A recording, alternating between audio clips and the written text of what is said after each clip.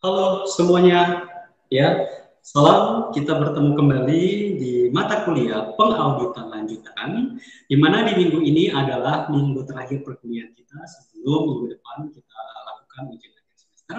Minggu ke-15 sesuai dengan yang Bapak sampaikan di minggu lalu, minggu ke-15 ini karena materi kita sudah selesai, bab 1 sampai bab 5, di minggu ke-15 ini Bapak coba akan mereview contoh daripada proses running data menggunakan sistem SPSS. Oke, kita langsung saja. Nah, ini dia ya tampilan contoh daripada tabulasi data di SPSS, di mana tabulasi ini bisa kalian dapatkan ya daripada sistem tabulasi Excel yang kalian buat. Itu masing-masing variabel itu kan ada rumusnya, ada proxy-nya, kalian tinggal masukkan ya. Contohnya firm size atau kurang perusahaan itu kan rumusnya logaritma total aset. Contohnya kalian bisa cari total aset di laporan tahunan, laporan keuangan perusahaan, kalian hitung dengan cara mencari logaritmanya. Kalian kalau saya sudah mendapatkan nilai dari masing-masing variabel, variabel X1, X2, dan seterusnya ya sampai dengan variabel Y, kalian bisa langsung pindahkan ke tabulasi data SPSS. Oke, yang Bapak pakai di sini adalah SPSS versi 26 gitu ya. Kalau kalian butuh softwarenya nanti Bapak share di Google Classroom ya. Nah, ini contohnya, ini contoh daripada tabulasi data penelitian Bapak. Di sini ada dua kolom. Yang pertama adalah data view dan kedua adalah variable view. Nanti kalian tahap awalnya kalian harus mengisi variable view ini ya. Name itu kalian isikan dengan variabel kalian X1, X2, X3, X4 dan Y. Terus tipenya biasanya berupa numerik ya, lebarnya desimalnya kalian sesuaikan, labelnya kalian mau tambahkan label secara lengkap atau berdasarkan persamaan regresi dari masing-masing persamaan yang kalian susun di bab 3. Oke, barisnya ya sebelah kanan, measure-nya, scale, row-nya input ya, ini standar saja. Oke, datanya sudah tampil. Ketika kalian sudah mengisi variabel view, otomatis data view juga sudah langsung tampil X1, X2, X3, X4, dan Y. Nilainya masing-masing kalian bisa tarik daripada data Excel tabulasi data kalian. Oke, kita langsung masuk saja ke pengujian yang pertama.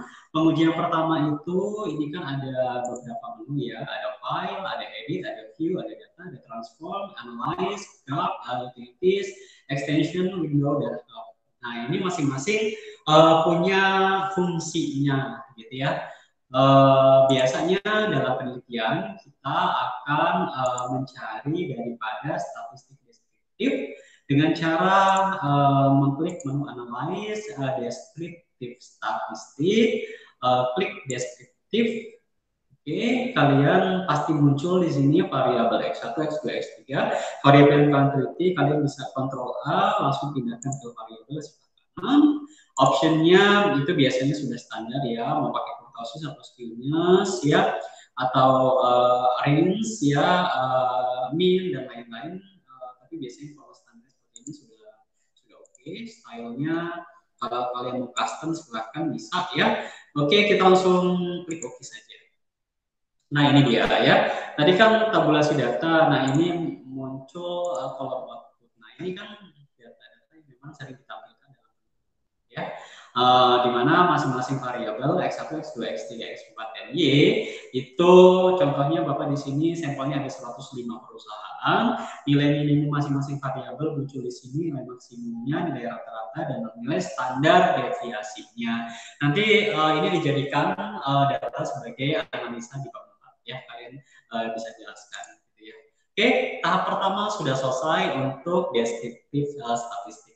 Berikutnya kita akan uji terkait dengan asumsi klasik, di mana asumsi klasik tersebut biasanya ada 4, yaitu uji normalitas, multikolinialitas, heteroskedastisitas, dan uji autokorelasi. Nah, di sini Bapak coba menggunakan satu cara di mana outputnya langsung bisa didapatkan ya.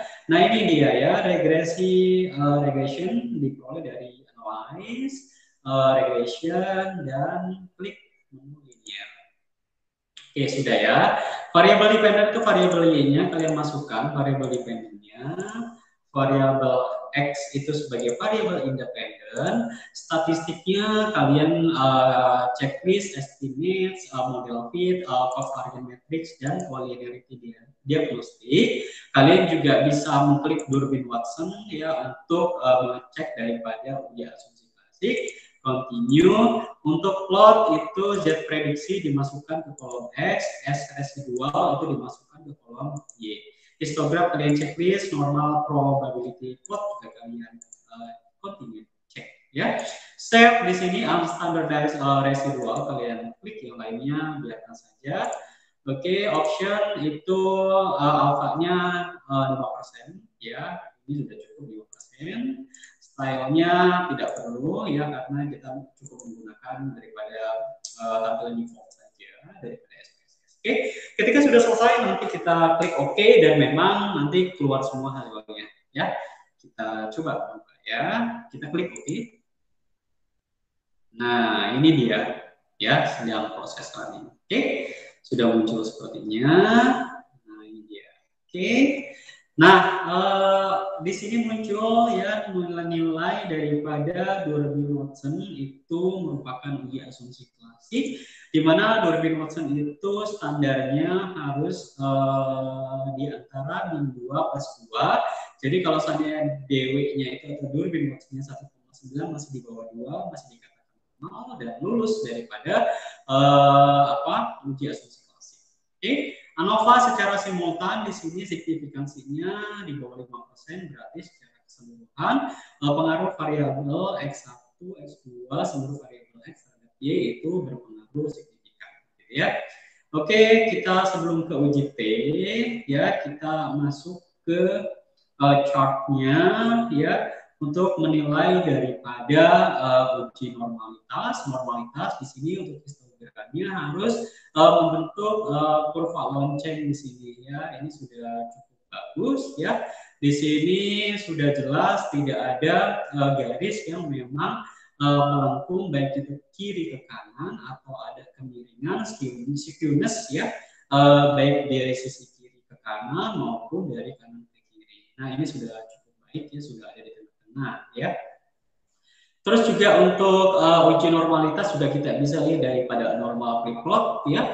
Nilai normal p-plot ini dikatakan normal kalau seandainya nilai titik-titik mengikuti garis diagonal. Nah, ini sudah cukup ya. Kalau seandainya titik-titiknya menjauh di sini, ada di sini menjauhi daripada garis diagonal, itu dikatakan datanya tidak normal gitu ya. Oke, berikutnya untuk scatter plot di sini juga kita bisa lihat daripada uji asumsi klasik yang berikutnya adalah scatter plot di sini nilainya titik-titiknya menyebar, tidak ada pola baik itu garis lurus maupun menyebar, menyempit dan lain-lain. Jadi dikatakan scatter plotnya di sini tersebar secara merata dan dikatakan data ini lulus daripada uji asumsi klasik. Gitu ya. Nah ini biasanya ya untuk lebih memvalidasi daripada uji selain histogram dan p-plot kita bisa juga melakukan one Kolmogorov-Smirnov dengan cara seperti ini. Kita masuk ke tabulasi data, kita sudah tampilkan nilai residual yang pertama yang tadi ya. Kita masuk ke analyze non-parametric test, legasi dialog dan masuk ke sampel Kolmogorov-Smirnov. Kalian masukkan unstandardized residual. Ke sebelah kanan, tes distributionnya normal, kalian lanjutkan dengan klik OK. Nah ini dia ya, one sample Kolmogorov-Smirnov hasilnya syaratnya dikatakan normal kalau seandainya nilai asymmetric to tell itu di atas 5% atau di atas 0,05. Kita bisa lihat di sini, EMPA non-parametric test terkait dengan one sample Kolmogorov-Smirnov test diperoleh bahwa nilai asymmetric totalnya itu di atas 5%, yaitu 0,20 atau 20%. Makanya dikatakan bahwa data ini terdistribusi secara normal. Gitu ya. Nah, oke, uji asumsi klasik 4-4-nya kita sudah lulus. Kita lanjutkan ke uji F. Tadi uji F, uji simultan daripada ANOVA dikatakan di sini berpengaruhnya signifikan. Jadi semua variabel X itu mempengaruhi semua terhadap variabel Y. Nah, itu uji simultan. Kita masuk ke uji sebelum ke uji T ya, uji asumsi klasik juga ada satu lagi untuk nilai toleransi dan VIF. Di sini syaratnya nilai toleransi itu harus lebih daripada 0,10, VIF harus kurang dari 10. Nah, ini semuanya lolos ya. Jadi memang uji asumsi klasik semuanya lolos. Oke, kita masuk ke uji T atau uji hipotesis secara parsial. Kita bisa dilihat dari sini nilai signifikansinya kalau seandainya nilainya di bawah 5% itu nilainya signifikan, hipotesis kita diterima. Tapi kalau seandainya di atas 5%, maka hipotesis kita ditolak. Kita lihat di sini variabel X1 signifikasinya 0,00, betanya 0,039. Makanya variabel X1 berpengaruh positif. Seperti itu cara bacanya ya. Variabel X2 di sini signifikansinya 0,271. Oke, nilai betanya negatif. Karena sini signifikannya itu di atas 5%, makanya untuk X2 ini tidak berpengaruh secara signifikan, gitu ya. Variabel X3 di sini 0,042 masih di bawah 5%. Dikatakan hipotesis ketiga diterima berpengaruh secara betanya apa? Positif. Berarti berpengaruh signifikan secara positif. Nah, untuk variabel berikutnya di sini profitabilitas itu kan variabel Z atau variabel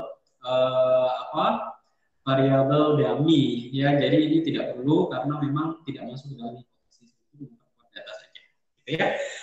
Oke, demikian yang bisa Bapak sampaikan terkait dengan sekilas pengolahan data, uji asumsi klasik, 4 poin normalitas atau korelasi heteroskedastisitas dan atau korelasi, serta uji simultan dan uji parsial, dan diakhiri dengan pembahasan daripada masing-masing hipotesis. Gitu ya. Oke, demikian yang dapat Bapak sampaikan. Semoga bisa menjadi bahan